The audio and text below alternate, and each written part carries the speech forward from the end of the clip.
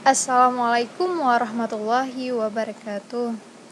Baiklah, sebelumnya kita sudah belajar tentang menentukan uh, himpunan penyelesaian linier. Kemudian kita juga telah menentukan pertidaksamaan linier dari suatu grafik. Nah, kali ini kita akan belajar tentang model matematika.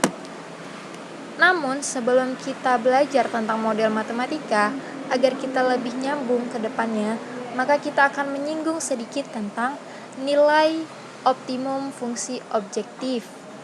Dalam menentukan nilai optimum atau maksimum dan minimum, perlu dijelaskan mengenai yang pertama, fungsi kendala adalah batasan-batasan yang harus dipenuhi oleh variabel yang terdapat di dalam fungsi objektif. Jadi, fungsi kendala adalah batasan-batasan. Jadi, ingat ya. Yang kedua, fungsi objektif adalah fungsi tujuan untuk menyelesaikan permasalahan seperti pendapatan atau pengeluaran. Jadi, fungsi objektif disebut juga dengan fungsi tujuan. Contoh fungsi kendala, X tambah 2Y kurang dari sama dengan 18, 2X tambah Y kurang dari sama dengan 12, X lebih dari sama dengan 0, Y lebih dari sama dengan 0. Oke, untuk fungsi objektif atau fungsi tujuan, contohnya Fx, Y 3X tambah 2Y. Oke, kita lanjutkan contoh lainnya. Tentukan fungsi kendala dan objektif dari sistem pertidaksamaan linier di bawah ini.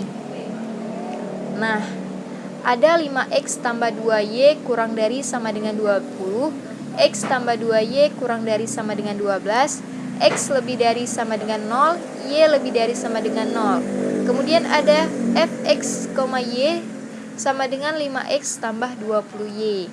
Nah, yang mana fungsi objektif dan yang mana fungsi kendala? Kita ingat dari pengertian, fungsi kendala itu apa? Fungsi kendala adalah batasan-batasan yang harus dipenuhi oleh variabel.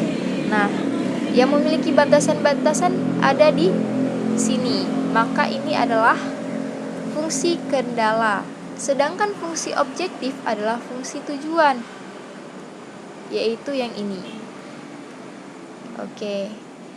Nah, selanjutnya kita masuk ke bagian inti pembelajaran kita, yaitu membuat model matematika.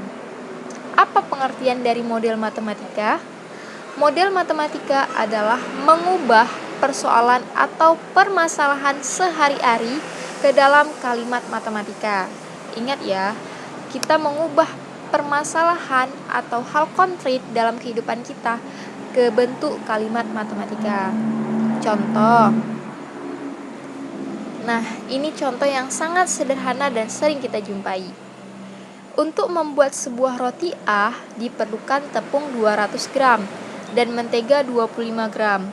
Untuk membuat sebuah roti B diperlukan tepung 100 gram dan mentega 500 gram. Kita ingin membuat roti sebanyak mungkin, sedangkan bahan yang tersedia tepung 4000 gram dan mentega 1200 gram. Tuliskan model matematika untuk persoalan berikut. Nah, untuk kita memodelkan ke dalam bentuk matematika, yang pertama kita harus membuat pemisalan. Di sini ada dua jenis ya. Yang pertama roti A dan roti B. Jadi kita misalkan banyak roti jenis A adalah X dan banyak roti jenis B adalah Y, kita misalkan. Kemudian untuk mempermudah kita memodelkannya, kita juga bisa buat dalam bentuk tabel. Nah, jenis roti A, B. Kemudian kita lihat jenis roti A, tepungnya berapa? 200 gram ya kan? Menteganya berapa? 25 gram. Oke. Jenis roti B, kita lihat lagi. Tepungnya 100 gram dan menteganya 50 gram. Kemudian diinformasikan lagi dalam permasalahan tersebut bahwa bahan yang tersedia tepung 4000 gram dan mentega 1200 gram. Nah, tepung tersedianya 4000 gram dan mentega 1200 gram.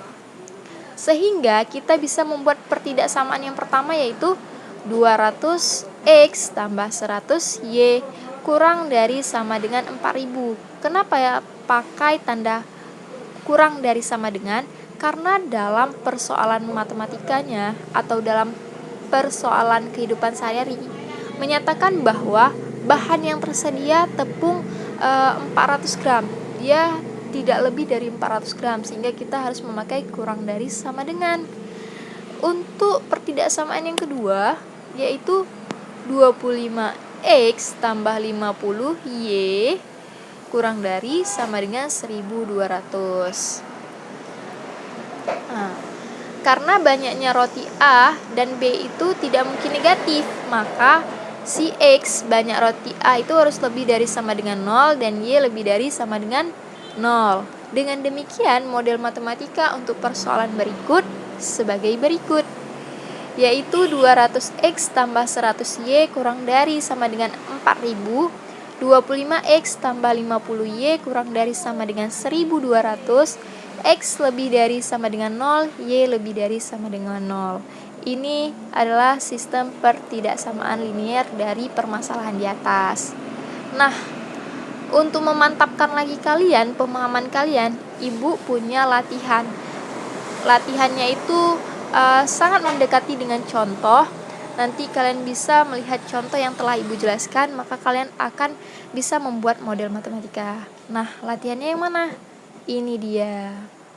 Semoga kalian dapat memahami apa yang Ibu jelaskan dan dapat membuat model matematika dari setiap permasalahan dalam kehidupan sehari-hari. Mungkin hanya sampai sini dulu penjelasan Ibu, dan Ibu akhiri. Assalamualaikum warahmatullahi wabarakatuh.